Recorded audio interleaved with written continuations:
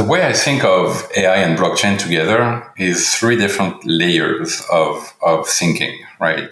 The first one is, in order to have an AI world that is not owned by a single company, we need to have a decentralized structure, all right? Decentralized AI. We cannot rely on a single or two or three big companies to own AI in the future. That's way too dangerous. And we cannot rely on one single cloud vendor to host that AI, because that's also very dangerous, right? So we have to decentralize.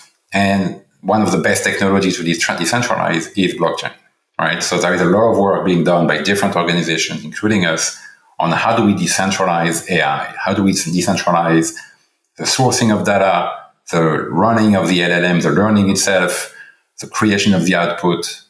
How do we do that, right? That's the first layer of thinking, if you want, between AI and blockchain. The second layer is saying we cannot let those AI agents go rogue without understanding what's happening. We have to understand what's happening. As humans, not just as companies, as humans, we have to understand.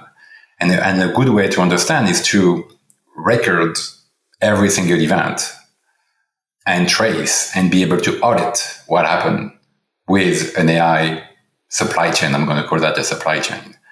And a great technology to do that in a trusted way is to use blockchain technologies. You anchor your AI supply chain or AI agent to a blockchain, and then you can go back and say, this is what happened, this is why it happened, this is how it happened, and so on. So that's the second layer of thinking between AI and blockchain. And then the third layer, which is kind of a more recent discussion, is now we have AI agents. We're gonna hire agents to work for us as individuals or as organizations, and those agents are gonna have to transact with each other or with humans. And in order to transact and exchange value, you need a trusted way to do that, right? So yes, you can give access to your bank account to an AI agent, but you can also give access to your crypto wallet to an AI agent, right? So that's the other dimension of AI and blockchain working together. And that's why I think AI is one of the killer apps for blockchain, because of those three things, right? The three different layers of interaction. And do you, on that last point specifically on enabling agents to be able to transact on someone's behalf, do you view that as most disruptive as it relates to commerce, whether it's e-commerce or something else? Or do you view other functions or categories also being very exposed to disruption with like that concept? Because I think that's a very powerful construct. And so I'm just curious how you see it in terms of functionally or sort of industry-wide. Yeah, I would not limit that to commerce. I would say this is everything that has to do with payments, right? Okay. So anytime you have to exchange value, the AI agent might actually do that for you. So you can say to your AI agent, over the next 6 months, I want to have a higher exposure to the real estate market in India. Do whatever you need to do that, right? Mm-hmm. And the AI agent is going to have to negotiate, is going to have to pay and to receive tokens representing those assets. And, all of those transactions, which is payment plus, right? All of those transactions, exchange of value, will have to be hosted somewhere in let's call that a wallet, but it doesn't have to be a wallet, but the agent will have to have the authority to transact on your behalf. So that's beyond commerce.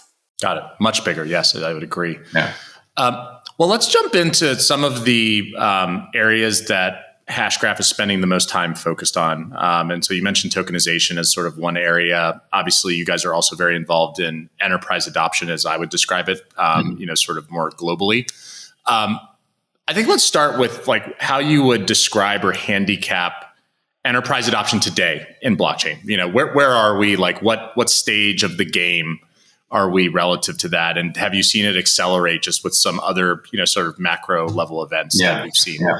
I like that question a lot because I've been through that, over the last 12 years, right? The evolution of that market.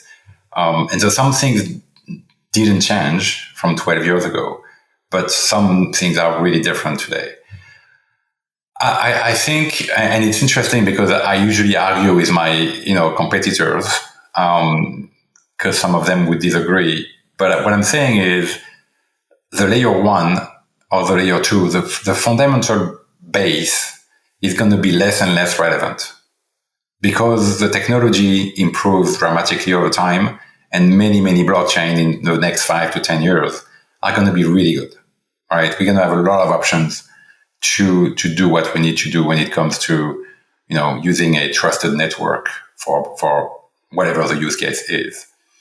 So yes, we do have a little bit of a unique positioning today as Hedera. We have, very high performing layer one, which is rare. Usually you find the same performance as a layer two. We have really, really good performance as a layer one. We are the greenest blockchain because we consume very little energy. We have proof of stake with a limited number of stakers, which are the council I mentioned earlier. And we do have a business model, if you want, where you pay transaction fees, which are really low, but you pay in US dollars. You don't pay in crypto. So regardless of the value of H bar moving up and down, your transaction cost is still going to be the same in dollar. That's how you build real business, because you actually know how much you're going to have to pay the blockchain in the future, right? And that's a differentiating factor today. I suspect that in the next 5 to 10 years, many people will have the same capacities. We also have fair ordering, which is really, really important in capital markets, for example, that is very rare to find in the blockchain world, right? Making sure that no one can front run you in the flow. We do have that embedded into the technology from the very beginning. But again, I don't think that's going to be a significant difference 5 years from today. It is today, but not in 5 years. So we have to continue to increase the value we provide to the enterprise. The main reason, to your point, the main reason why enterprises are not investing today or not adopting today is because they think it's too hard. It's too complicated. So we need to build abstraction layers on the top of blockchains. And many of us are working on that, right? Not just Hedera. But abstraction layers can be, think of that as middleware for, the Web 2 world, right? That's kind of the idea, is to say you need, a bunch of tools that are going to help me tokenize an asset, create a stable coin, operate identity, anchor an AI agent. And I can go on, right? All of those modules that we have to build on the top of blockchains are critical for adoption, because now when you're an enterprise, you're going to come and you're going to say, oh, I already have, half of the work is done. I just need to build my own, proprietary business workflow expertise on the top of this and benefit from the entire stack. I don't have to recreate everything, right? Similar to what happened with the cloud, right? You don't have to buy a data center, power a data center, buy servers, run servers, hire a team, all of it. You benefit from what those cloud providers are doing. You focus on the top, right? Exactly the same. So we are in that journey in the blockchain space where we are going to be really good at the foundation.